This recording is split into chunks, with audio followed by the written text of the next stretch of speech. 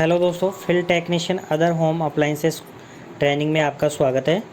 पिछले वीडियो में हमने जाना था इंस्ट्रूमेंट क्या होते हैं, उन्हें कैसे उपयोग में लेते हैं, कौन कौन से प्रकार के इंस्ट्रूमेंट होते हैं, एसी सप्लाई पर कौन से इंस्ट्रूमेंट काम आते हैं और डीसी सप्लाई पर कौन से इंस्ट्रूमेंट हम काम में लेते हैं। तो दोस्तों आज हम इस सेशन में सीखेंगे। आज का हमारा सेशन है 19 नंबर का, session 19, type of input power supply. Input power supply के कितने प्रकार होते हैं उनके बारे में डिटेल से आज हम इस वीडियो में सीखने वाले हैं। तो दोस्तों जब तक अगर आपने हमारे चैनल को सब्सक्राइब नहीं किया है तो प्लीज़ चैनल को सब्सक्राइब करके बेल आइकन जरूर प्रेस कर लें ताकि आपको प्रत्येक वीडियो के नोटिफिकेशन समय पर मिलते रहें। इस सत्र को पूरा करने के बाद में आप निम्न कार्य कर सकेंगे: विभिन्न प्रकार की इनपुट बिजली सप्लाई और उसके वितरण की व्याख्या करना, एसी बिजली सप्लाई की आपूर्ति और डीसी बिजली सप्लाई की आपूर्ति के बारे में आज आप इस वीडियो में सीखने वाले हैं। सबसे पहले आता है एसी बिजली की आपूर्ति। ये क्या है इसको समझते हैं। प्रत्यावर्ती धारा एसी में विद्युत आवेश का प्रवाह समय समय पर अपना दिशा परिवर्तन होता रहता है। जैसे कि आप ग्राफ में देख रहे होंगे कि करंट जो है वो कभी प्लस की तरफ जाता है और कभी माइनस की तरफ जाता है।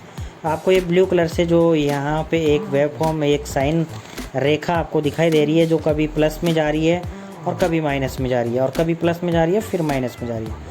इस प्रकार से प्रत्यावर्ती धारा जो है समय के साथ, टाइम जो है देखेंगे आप नीचे की तरफ, टाइम जो है आगे बढ़ता है और करंट जो है वो प्लस में और माइनस में बढ़ता रहता है।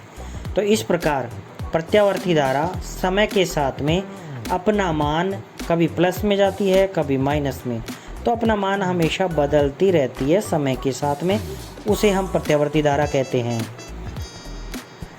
एसी बिजली का वह रूप है जो व्यवसायों और आवासों तक पहुंचाया जाता है। प्रत्यावर्ती धारा जो होती है उसको हम हमारे बिजनेस में या हमारे घर के अंदर या हम जहाँ पे भी किसान है तो घर के अंदर जो भी इलेक्ट्रिकल उपकरण होते हैं उनके अंदर प्रत्यावर्ती धारा उपयोग में लेते हैं या प्रत्यावर्ती धारा होती है। यह दुनिया भर में आमतौर पर घरों और व्यवसायों में उपयोग की जाने वाली बिजली का एक प्रकार है। एसी पावर सर्किट का सामान्य तरंग साइन एक वेव फॉर्म होता है लहर की तरह। तो यह एसी सप्लाई होती है जिसकी साइन वेव लहर की तरह होती है, वो प्रत्यावर्ती धारा होती है। उसके बाद में आता है प्रत्यावर्ती धारा की आपूर्ति, बिजली की आपूर्ति। एसी इलेक्ट्रिक जनरेटर द्वारा बनाई गई बिजली जिसकी आवृत्ति निर्धारित करती है। जैसे अभी आप देखेंगे प्रत्यावर्ती धारा जो होती है उसके 3 फेज सप्लाई की अलग अलग प्रकार की वेव फॉर्म्स हैं, जैसे कि आर, वाई और बी। फेज 1, फेज 2 और फेज 3 के लिए। फेज 1 के लिए हमने आपको यहाँ ब्लैक कलर से साइन से दिखाया है, फेज 2 के लिए रेड कलर की साइन से दिखाया है और फेज 3 के लिए हमने ब्लू कलर की साइंस उपयोग में ली है।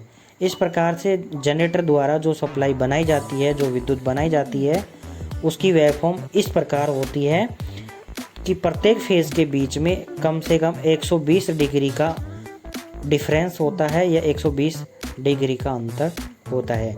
जैसे आपको यहाँ पे दूसरी इमेज से आपको साइड वाली से दिखाई दे रहा होगा कि एक स्टार की तरह है कि V1, V2 और V3 वोल्टेज 1 या फेज़ 1 इसको मान सकते हैं, फेज़ 2, फेज़ 3, इन सब के मध्य में, प्रत्येक के मध्य में 120 डिग्री का अंतर होता है। तो कुल मिला के कितना हो गया? 360 डिग्री। इसी प्रकार से हमें रोटेशनल फेज़ जो होते हैं वो मिलते हैं, रोटेशनल चुंबकीय क्षेत्र जो हमें इसी प्रकार से हमें मिलता है। तो एसी सप्लाई की वेवफॉर्म इस प्रकार से होती है कि वो अपना मान कभी प्लस में जाती है और कभी माइनस में, इस प्रकार से बदलती रहती है। उसके बाद में है एसी बिजली के बारे में विशेष बात यह है कि वोल्टेज को आसानी से बदला जा सकता है। इस प्रकार यह डीसी सप्लाई की तुलना में लंबी दूरी तक ट्रांसमिशन संचरण के लिए अधिक उपयुक्त बनाता है। तो एसी सप्लाई जो है वो डीसी की अपेक्षा अधिक दूरी तक हम उसका ट्रांसमिशन कर सकते हैं या डीसी की अपेक्षा ये ट्रांसमिशन करने में काफ़ी अधिक फ़ायदेमंद रहती है। उसके बाद में है ट्रांसफार्मर के साथ एसी वोल्टेज को घटाया एवं बढ़ाया जा सकता है। उच्च वोल्टेज बिजली की आपूर्ति के उपयोग से बिजली का अधिक कुशल संचरण होता है। हाई वोल्टेज ट्रांसमिशन करने से बिजली की बचत होती है और हमें बिजली के अधिक नुकसान नहीं होते हैं। यही फ़ायदा है वोल्टेज को बढ़ा करके बिजली को एक स्थान से दूसरे स्थान पर भेजने का। उसके बाद में है, यह पाया गया है कि उच्च वोल्टेज डीसी के साथ संचरण संभव नहीं था। हमने पहले बताया कि डीसी सप्लाई जो है उसको हम एक स्थान से दूसरे स्थान तक भेज नहीं सकते। अगर भेजते हैं तो उसमें हमें काफ़ी नुकसान होता है, काफ़ी लॉसेस होते हैं। डीसी सप्लाई जो होती है वो काफ़ी महंगी पड़ती है एसी सप्लाई के बजाय, इसलिए डीसी सप्लाई का संचरण ट्रांसमिशन संभव नहीं था। इस वजह से एसी सप्लाई को ट्रांसमिशन के लिए उपयोग में लिया जाता है। 3 फेज़ विद्युत उत्पादन में 3 धारा तरंग उत्पन्न होते हैं, जो मैंने अभी आपको बताया, जिनके बीच में कम से कम 120 डिग्री के अंतर के बराबर होता है। फेज़ 1, फेज़ 2 और फेज़ 3 तीनों के बीच में 120 डिग्री का अंतर होता है। उसके बाद में है, उपयोग के उतार चढ़ाव पर 3 फेज़ के लिए अक्सर 5 तार प्रणाली का उपयोग किया जाता है। 3 फेज़ के लिए हम 5 तार या 5 ट्रांसमिशन वायर्स का इस्तेमाल करते हैं। 3 तो फेज़ के लिए, 1 न्यूट्रल के लिए और 1 अर्थिंग के लिए। गैर रेखीय भार जैसे कंप्यूटर को हार्मोनिक्स को संभालने के लिए अपस्ट्रीम विद्युत पैनल से एक ओवरसाइज्ड न्यूट्रल बस और न्यूट्रल कंडक्टर की आवश्यकता होती है। छोटे भार के लिए केवल 1 फेज़ और न्यूट्रल या 2 फेज़ और न्यूट्रल का उपयोग किया जाता है। बड़ी स्थापनाओं के लिए सभी 3 फेज़ और न्यूट्रल को मुख्य विद्युत पैनल से जोड़ा जाता है। आवृत्ति हर देश की भिन्न भिन्न होती है, अलग अलग होती है। अधिकांश विद्युत शक्ति की जो आवृत्ति होती है वह 50 या 60 हर्ट्ज उत्पन्न होती है। उदाहरण के लिए भारत और यूनाइटेड किंगडम में एक फिक्स आवृत्ति होती है जिसका है 50 हर्ट्ज, और संयुक्त राज्य अमेरिका में विद्युत की फ्रीक्वेंसी 60 हर्ट्ज होती है, क्योंकि विकसित देशों में ये अभी तक संभव है।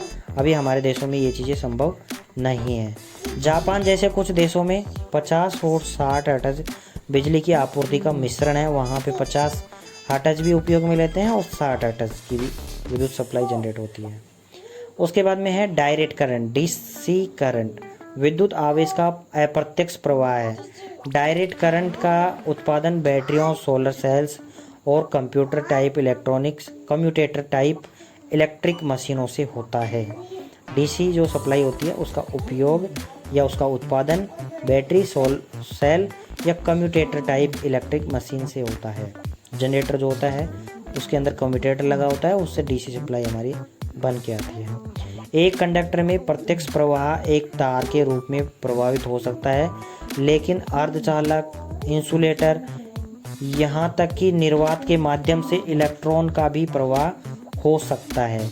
इसलिए डीसी सप्लाई जो होती है उसको हम मोबाइल्स के अंदर, आप देखेंगे इसके अंदर अर्धचालक लगे होते हैं तो वहाँ पे डीसी सप्लाई होती है, इसलिए इसका उपयोग किया जाता है। डीसी सप्लाई की फ्रीक्वेंसी या वेवफॉर्म बिल्कुल सीधी होती है और इसकी फ्रीक्वेंसी 0 हर्ट्ज होती है, कोई आवृत्ति नहीं होती है दिष्ट धारा की।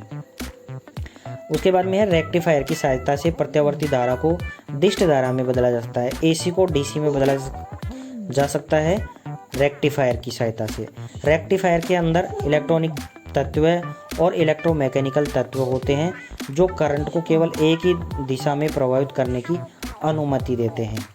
डायरेक्ट करंट को इन्वर्टर या मोटर जनरेटर सेट के साथ प्रत्यावर्ती धारा में बदला जा सकता है। डीसी सप्लाई को भी एसी सप्लाई में हम इन्वर्टर या मोटर जनरेटर सेट की सहायता से हम उसको बदल सकते हैं। दिष्ट धारा का उपयोग बैटरी की आपूर्ति करने के लिए और लगभग सभी इलेक्ट्रॉनिक प्रणालियों में बिजली की आपूर्ति के रूप में किया जाता है। इसके बाद में है, एक विद्युत सर्किट में डीसी शक्ति और तार का एक स्रोत होता है जो एक पूर्ण सर्किट बनाता है, जो डीसी बिजली के प्रवाह के लिए आवश्यक होता है। कंप्लीट परिपथ या क्लोज सर्किट जो होता है वो डीसी सप्लाई के लिए आवश्यक होता है। यह ज़्यादा बारी बारी से चालू करने या बंद करने के लिए उपयोगी लिए जाने वाले कम वोल्टेज के कारण होता है। मोटर वाहन 12 वोल्टेज डीसी सप्लाई का उपयोग करते हैं, जिनके अंदर 12 वोल्टेज की बैटरी लगी हुई होती है। कुछ में 6 वोल्टेज या 42 वोल्टेज की विद्युत प्रणाली होती है। हल्के विमान इलेक्ट्रिक सिस्टम आमतौर पर 12 वोल्ट या 28 वोल्टेज के होते हैं। विद्युत सप्लाई, डीसी विद्युत सप्लाई उपयोग में कुछ इस प्रकार हम ले सकते हैं कि एक बैटरी हमने जोड़ दी और बैटरी को साथ में हमने एक बल्ब कनेक्ट कर दिया, बल्ब को एक स्विच से जोड़ दिया जो बल्ब को ऑन ऑफ कर सकते हैं। तो इस प्रकार से डीसी विद्युत सप्लाई की हम आपूर्ति को उपयोग में ले सकते हैं। तो आई थिंक दोस्तों आपको ये वीडियो पसंद आया होगा। अगर आपको हमारा ये वीडियो पसंद आया है, अच्छा लगा है, तो प्लीज़ हमारे इस वीडियो को लाइक करें, शेयर करें और अगर आप हमारे चैनल पर पहली बार आए तो प्लीज़ चैनल को सब्सक्राइब करके बेल आइकन जरूर प्रेस कर दें। मिलते हैं आपको अगले वीडियो के साथ, तब तक के लिए जय हिंद जय भारत।